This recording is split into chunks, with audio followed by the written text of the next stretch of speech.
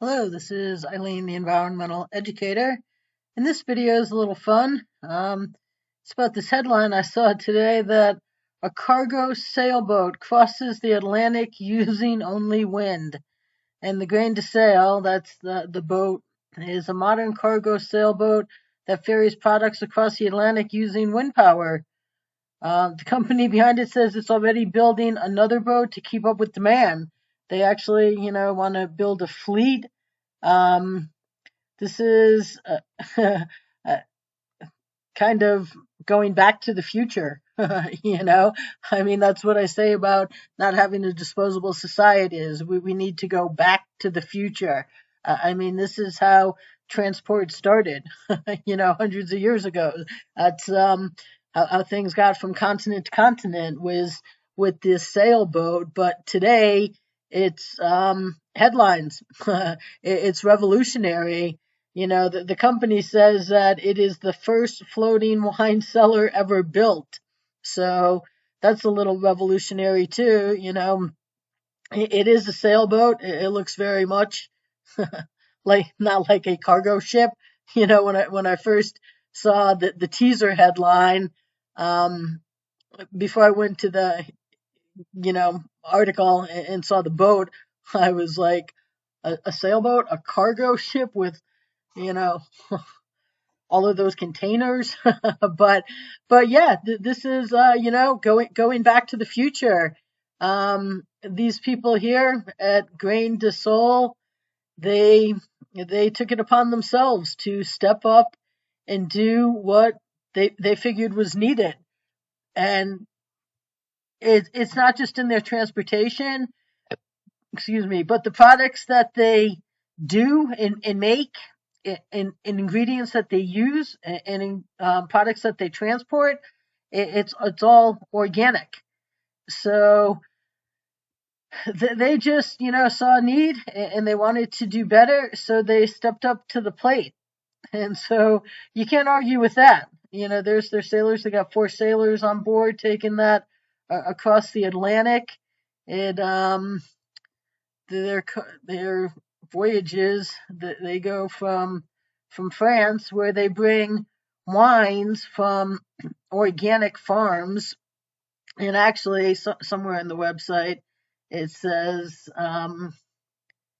organic at a minimum, but biodynamic or natural. So I had never heard of biodynamic until then, but that seems to be better than organic. And this website says that biodynamics is a holistic, ecological, and ethical approach to farming, gardening, and food nutrition.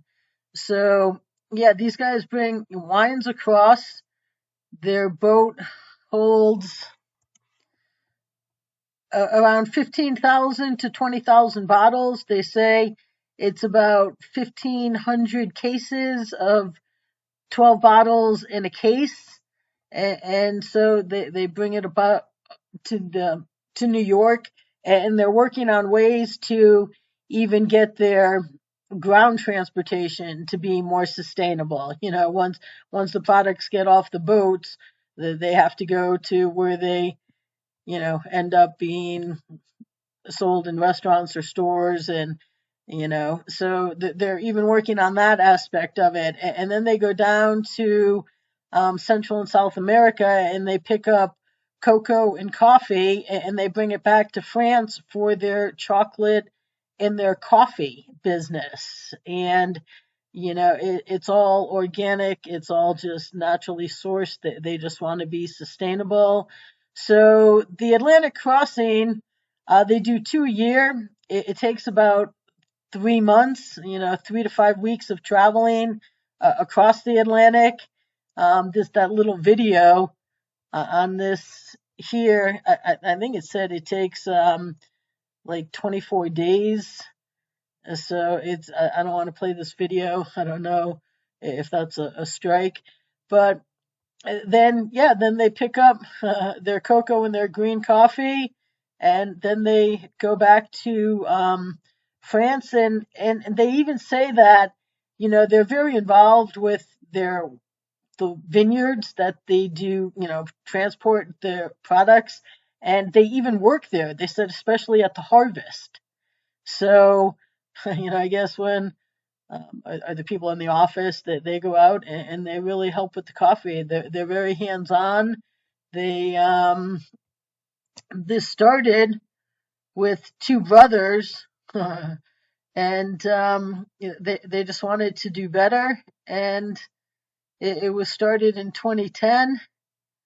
And the idea of getting coffee and chocolate at the other end of the world with by limiting the emissions as much as possible of CO2, and they came up with this cargo ship, and it was founded by two brothers, yep, who were experts in renewable energy. And so the company was launched on the idea of selecting, producing, and selling quality products with high added value, with the aim to finance the construction of a cargo ship capable of transporting raw materials from one side of the Atlantic to the other in a more environmentally friendly way. And so, yeah, in 2013, they opened their first coffee and roasting workshop, followed by a chocolate factory in 2016. The sale of their products accelerating. They have lots of points of sale, so hey, good for them. They're producing a good product, and it's going. And they designed and built this ship. It took 2 years. Almost 2 years later, the ship left the shipyard, and it went for its first Atlantic crossing in November of 2020. And that became the first floating wine cellar ever built. So that's good for them. They didn't know it was impossible, so they did it. Which means, it's from Mark Twain, but it means it's not impossible. What we need are people that just get up and get on solutions. So they said their values are taste, adventure, and sustainable development are fundamentals to move forward every day. And they say adventure runs through their veins. That's always going further, pushing back our limits, setting new challenges. They never set any barriers. Says they're always trying to look for ways to improve themselves. Gee, we should probably all do that. And they quote Helen Keller: "Life is a daring adventure, or it is nothing." And I like people that live like that. You know, within reason, within safety limits. But I like people that go out and really live their life.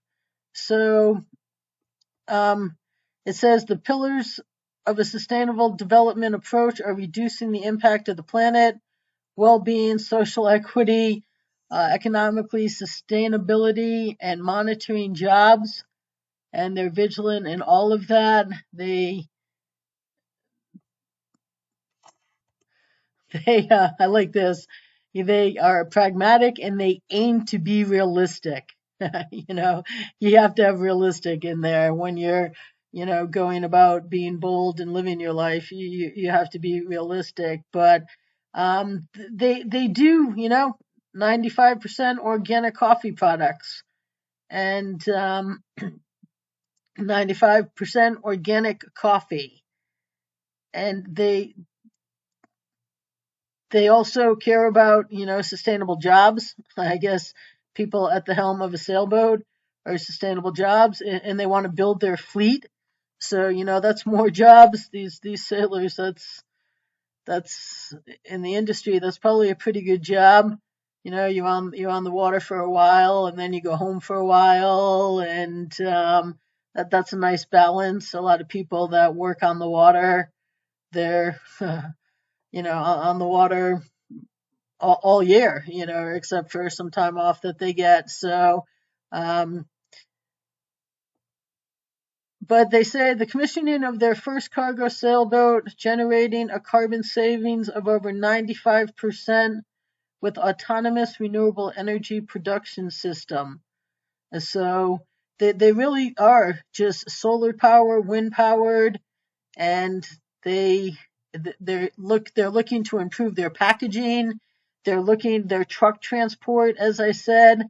They're looking to, when it hits the ground, how is it getting delivered? It's and their packaging. They say they wanted to, facilitate recycling. Now, I don't know. How about facilitate being reusable? I mean, you have to have some packaging, but in a lot of places it can be reusable, and um, so I think that they should aim to, maybe I'll tell them that they should aim to, not look to make it better for recycling, but just make it better. But, they're always looking for ways to improve, and you got to start somewhere. And these guys started at a pretty good high bar. They went out and they just took it upon themselves, and they say this is the first modern cargo sailboat to transport goods. It meets merchant navy and professional sailing standards. The ship is built entirely of aluminum to be light, solid, and recyclable. And yeah, sails downwind. But yeah, they only do 2 trips a year right now across the Atlantic, just in part because of the wind and to make things safe. They said sailing across the Atlantic, you better be doing it in good weather. You can't predict, 20 days of weather when you take off, but seasonally you can. And yeah, it accommodates 3 to 4 sailors on board, and these guys take it across the Atlantic, and then their wine, this yeah, right here, biodynamic and natural. So they said the wines, they are at least certified organic, mostly biodynamic, and some natural. So they're very serious about who they partner up with. They spend a lot of time um, researching, the vineyards and the people that are producing wine, and they really picked and chose who they thought, had the same goals as them, and that's who they wanted to partner with. So that's what they did. So yeah, it says each trip is about 1,500 cases of 12 bottles, 15,000 to 20,000 bottles of wine. 50 tons is what this video here says, that somewhere here, right here. It says it makes 2 Atlantic crossings per year and can carry about 50 tons in its hull. So this right here, the first floating wine cellar that was ever built, that also transports very sustainable, very organic, or biodynamic wine.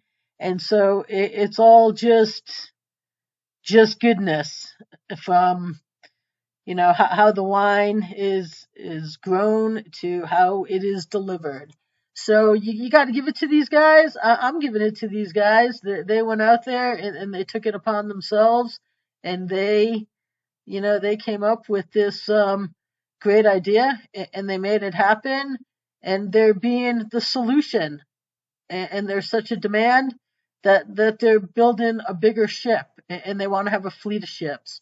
So bravo to these guys. You got to like people that go out in the world and do good. And, if you're into chocolates, if you're into good coffee, they have an online store, and their wine, it goes over to New York. So if you're into this wine, you could, contact them. I'm sure find out where you could maybe get your hands on some. But I just thought that this was kind of an interesting article, and that these were good people doing good things, and good for them. So stay tuned, people.